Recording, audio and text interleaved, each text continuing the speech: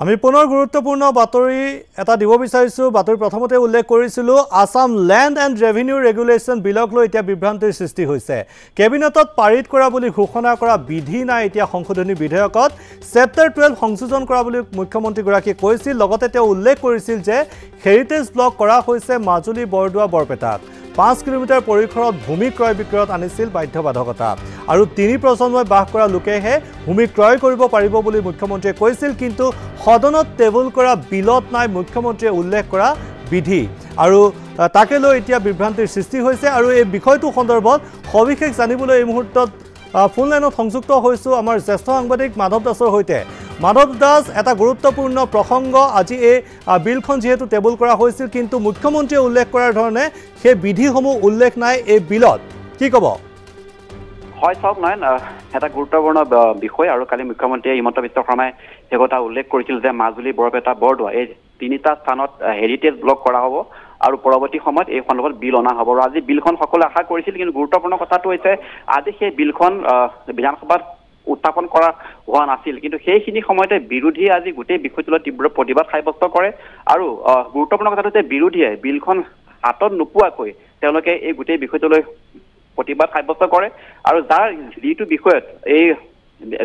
বিভাগৰ মন্ত্ৰী যোগেন মোহন ডাঙৰীয়াই বিষয়টোলৈ আশ্চৰ্য প্ৰকাশ কৰিছে তেওঁ মোৰ লগত আছে এই মুহূৰ্তত তেওঁ গোটেই বিষয়টো সবিশেষ ক'ব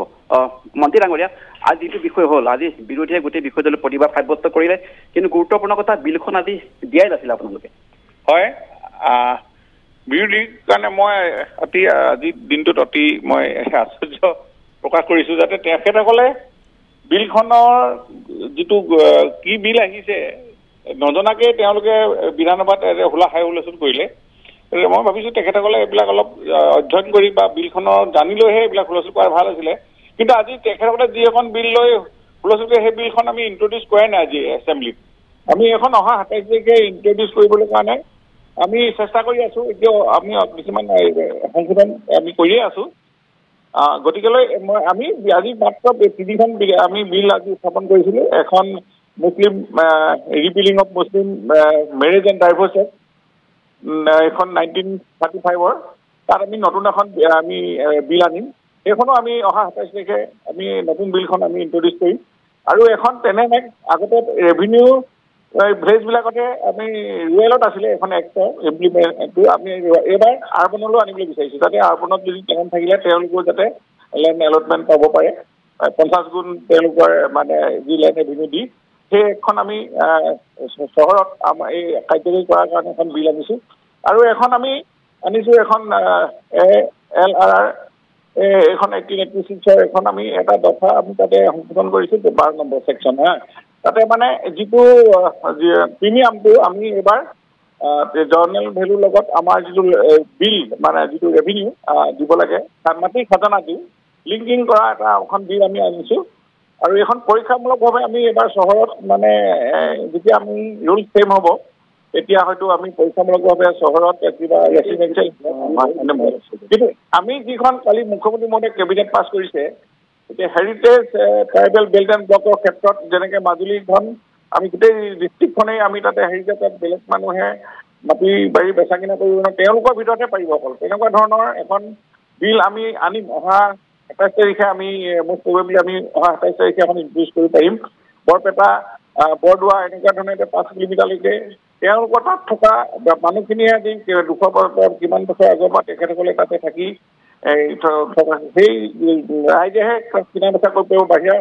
পৰা কোনো গৈ আমিও গৈ নোৱাৰিম যে ধৰি লওক বেলেগৰ গুৱাহাটীৰ পৰা গৈ কোনোৱে নোৱাৰিবগৈ এনেকুৱা ধৰণৰ এখন আমি অহা 27 তাৰিখে ইনট্ৰডিউচ কৰিবলৈ আমি কৈছোঁ লাগে আৰু তাতে যিবিলাক মানে আইকনিক এইবিলাক হেৰিটেজ এইবিলাক যিবিলাক ঐতিহাসিক সম্বল আছে আমাৰ দৌল দেৱাল মঠ মন্দিৰ সেইবিলাকো যদি ৰাইজে সেই আইনৰ সাঙুৰি আঁতৰলৈ আনিবলৈ বিচাৰে তেতিয়া ৰাইজে যদি আবেদন কৰে তেতিয়াহ'লে আমি সেইখিনি আমি কৰিবলৈ আমি পৰা হ'ব কিন্তু আইনখন অনা হ'ব তাৰ ৰুলছটো এতিয়ালৈকে ফ্ৰেম পাছত হ'ব গতিকে এইখনো আমি আজি ইণ্ট্ৰডিউচ হোৱাই নাই কিন্তু ইণ্ট্ৰডিউচ হোৱাকৈ সেই বিলখনত আমাৰ বিৰোধীয়ে হৈ হাল্লা কৰি এটা পৰিৱেশটো বিনষ্ট কৰে বিধানসভাৰ গৰিমাটো মানে তেওঁলোকে নষ্ট কৰাৰ চেষ্টা চলালে গতিকে মই ভাবোঁ যে বিৰোধীয়ে এইবিলাক কথাত অকণমান সচেতন হ'ব লাগে কোনখন বিল আহিছে কোনখন বিলত কি আছে দফা আৰু তেওঁলোকে এইবিলাক যেতিয়া দফাই দফাই আলোচনা কৰিবলৈ বিধানসভাত সুবিধা পায় তেওঁলোকে তাতে এইবিলাক কথা আলোচনা কৰিব পাৰে আৰু তেতিয়া হয়তো এইবিলাক সংশোধন হ'ব পাৰে এনেকুৱা ধৰণৰ বহু এনেকুৱা বিল ক্ষেত্ৰত আগত অধ্যাসন আছে যাতে বিলবিলাক প্ৰেচিং কৰিছোঁ আলোচনা সময়ত কিবা সংশোধনো হয় এই কথাটো তেওঁলোকে নিশ্চয় জানে গতিকে এই অযথা হৈ হাল্লা হুলস্থুল কৰাটো আজি বিৰোধী যে তেওঁলোকে বিষয়বস্তুবিলাক নজনাকৈ হাইহুল্লা কৰে এইটো প্ৰমাণ হ'ল হয় গোটেইখিনি কথা মন্ত্ৰী ডাঙৰীয়াই ক'লে ঘোষণা ভালকৈ আৰু গুৰুত্বপূৰ্ণ কথা যে বিৰোধীয়ে বিলখন হাতত নপৰাকৈ যিদৰে হৈ হাল্লা কৰিছে সেইটো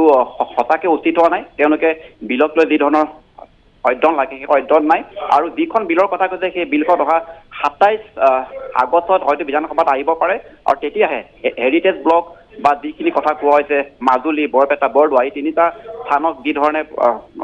সংৰক্ষণ কৰাৰ কাৰণে চৰকাৰে পদক্ষেপ গ্ৰহণ কৰিছে নিশ্চয়কৈ আচলতে আজি যিখন বিল টেবুল কৰা হৈছিল সেই বিলখন আচলতে এআইডিএফে কোৱা ধৰণে সেই বিলখন নাছিল সেই বিলখন অহা 27 আগষ্টত